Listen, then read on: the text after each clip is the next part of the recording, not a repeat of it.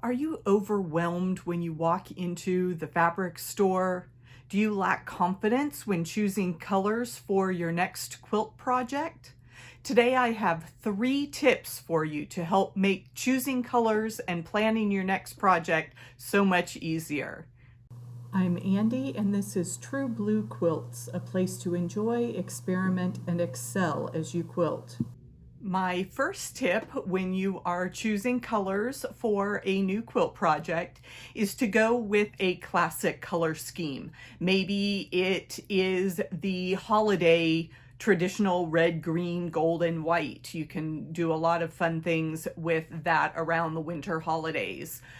You could stick to just one color if you are making a quilt for someone and they gravitate towards green or purple. Just play with that one color. You can find lots of shades within one color family. And patriotic quilts are always a hit as well. So red, white, and blue looks great no matter what time of year it is. My next tip for choosing fabrics is to go to a palette building website like Design Seed. You can upload a favorite picture, find something, a beautiful flower arrangement, a calm beach scene, and see what it comes up with in these palette building websites. You can get lots of ideas and see some of the color schemes that are already put together with the classic combinations that you find just with a quick internet search. I always like to be inspired by the fabric. So you may have heard choose a focal fabric and then build around that. But how do you actually do that? Well, first you have to find a fabric that you love or that calls to you in some way. This fabric has been sitting in my stash for a long time, and I decided it was finally time to use it.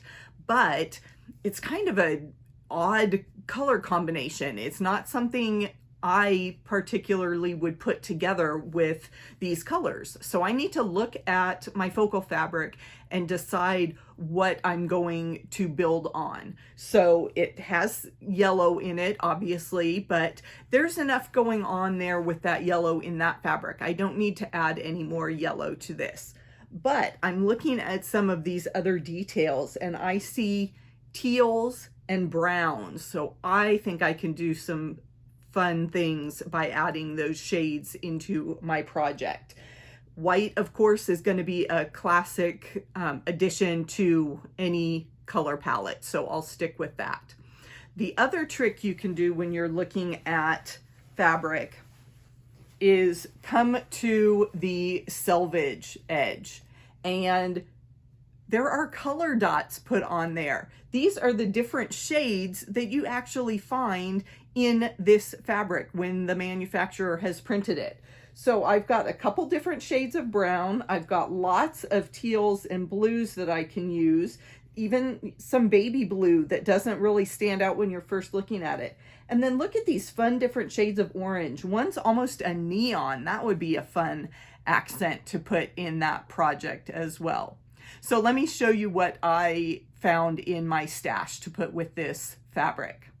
I started by adding some teal fabrics, and I was guided by the pattern requirements, so I knew I had to get to a certain amount, and I wanted a variety. If you have just a few colors and you run out and only add another color in one spot, it looks like a mistake. But if you add a variety of fabrics right from the very beginning, scrappy is a look all its own. So add a few more to the mix and have some fun. Then I dug into my brown scraps and found a couple options there. I did need to pull that kind of yellow-brown batik in just so that I have enough fabric to finish the pattern.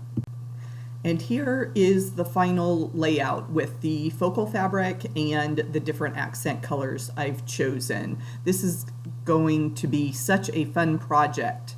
What is that project? It's the new Calypso Quilt Along. Please join us as we put this AnglePlay quilt together. I've got all the details for you in the description box below this video. Are you looking for tips to organize your own stash of fabric? Watch the video on your screen and I will be back with more tips to help you enjoy, experiment, and excel as you quilt. See you in the next video.